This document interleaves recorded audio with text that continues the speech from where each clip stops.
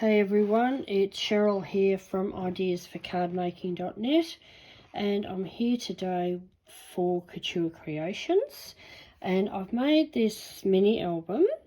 I'll do a walkthrough of it. I'll put a link below where you can get the dimensions and everything for the mini album. This is not my design, it's somebody else's design. Okay, so I will put that there for you. I'm using the brand new Couture Creations Elegance Collection. I did use some sheets from this 6x5 by 6x5, but mostly I've used 12 by 12 sheets in this. I have taken quite a few pages out, but I'll just give you a quick flick. This one has got the foiled flowers. As you can see, it's reflecting quite a bit. Some absolutely gorgeous papers in here. Both sides are very, very pretty papers. I don't think I've got them all in there because I have made a few projects. Okay, so that's the papers I'm using, the Elegance Collection. I've also used the Elegance Collection beautiful DL Borders dies. Sorry, I thought I've got that right out of the screen there. So I've used in this one, I used this one here and this one, and I'll show you what I've done. I'll point those out to you as we go. So, okay, we'll start off. These are the foiled papers, as you can see here. I've also put that on the back, and I've put the ribbon across the back. So if you do make this, one thing you've got to remember is to get that ribbon on before you put that back page on. Otherwise, you're going to be going across your image, and you don't want to be doing that. Okay, so we'll start off here. I'll get that on screen properly for you. Okay, so this is the foiled flowers, as you can see, and we open that up. Now this is where I've used one of the dies. So I've just done. You really haven't got enough room to put a photo there, but you can do some journaling on the back. So what I did with this one, I actually forgot to cut it. I did it straight. So I did that. I glued that piece onto the design paper onto my cardstock, and I was going to show you that. I've used for this, I've used the Couture Creations Alpine White cardstock, which is 280 grams, and that's quite heavy, so that's all right to use for this, or for me that's plenty. You can see it's quite solid. It's not got a huge amount of give in it. So anyway, this I used the die. This one here I used for that, just to make it look a bit different, because this has straight edges. Now I will give you a hint. If you do this, you're actually gluing that piece onto a smaller piece, and if I'd have thought about it early enough, I would have put the design paper at the back, but by this time I'd already glued that on. So if you go to do this, put a piece of design paper there. You don't need it all the way. I think it still looks pretty good like that.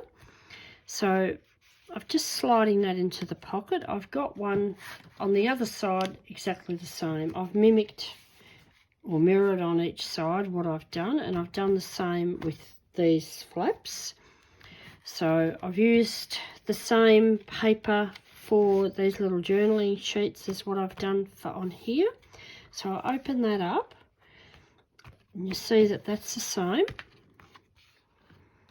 And then in here, I haven't put anything in there at this point because I thought that'd be a nice place for photos. You can put photos on here, you can journal on here. Oops, sorry, you can journal on here on that flap.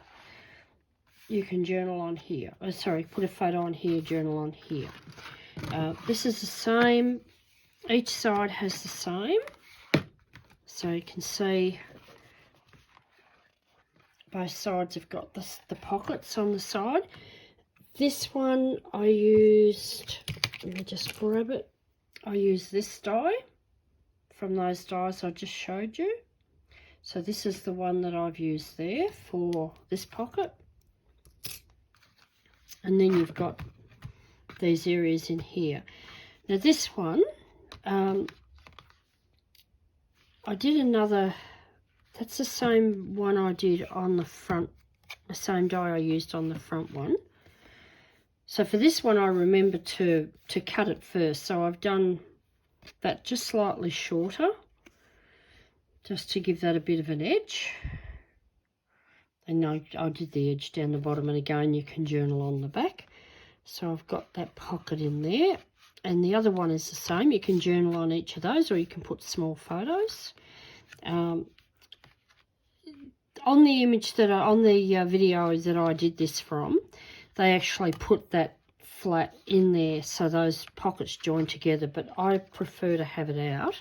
On the last mini album I did, I had trouble getting the pieces out from the pockets. I'm actually going to go back and I'm going to do this because I was really unhappy with the fact that I couldn't get my fingers in there properly to pull it out. I haven't got big fingers, but I just had a lot of trouble getting my fingers in there to pull the one out. So I wanted something like that. And to be honest, that's actually the reason that I bought this die set, because I wanted something that I could use to pull out, make that easier to pull out, and that's exactly what I've got. So you could use, for that purpose, I would say the two dies that I've actually used are probably the best. But you could easily use the others, just as long as you've got something that's sticking out like that. Okay, we'll get back to the mini album. So you just open that up.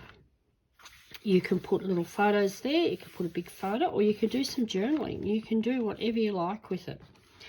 This probably took me about maybe 2 hours all up. I think, or maybe a little longer. I think it took me about an hour to do the base, which was very, very simple to do, really simple. Once I'd done the base, I just went back and measured up my paper and cut that up. And I just, you know, made sure that they matched. You don't have to do that. That's just like the way I like to do it. I like to mirror each side, but you don't have to do that. So that's it. Very, very easy. I will put the link below so you can get all those measurements. I actually thought afterwards you could do this same mini album. I think this is 5x7. Just bear with me a second. Yeah, it's 5x7. But I think you could actually make it taller if you wanted to, because all you have to alter in your measurements is the height. If you wanted it wider, that's going to become more complicated because of the spines on it. There's lots of spines. There's spines inside as well. As you can see, there's spines there and there. But it was very, very simple to do. It's probably one of the simplest that I have done recently. Anyway, that's it. Thanks for watching. And I'll leave that link below for you if you want to have a go. This is a really simple one to start off with. Probably more simple than tying this bow right now. Okay, thanks for watching. I'll catch you next time.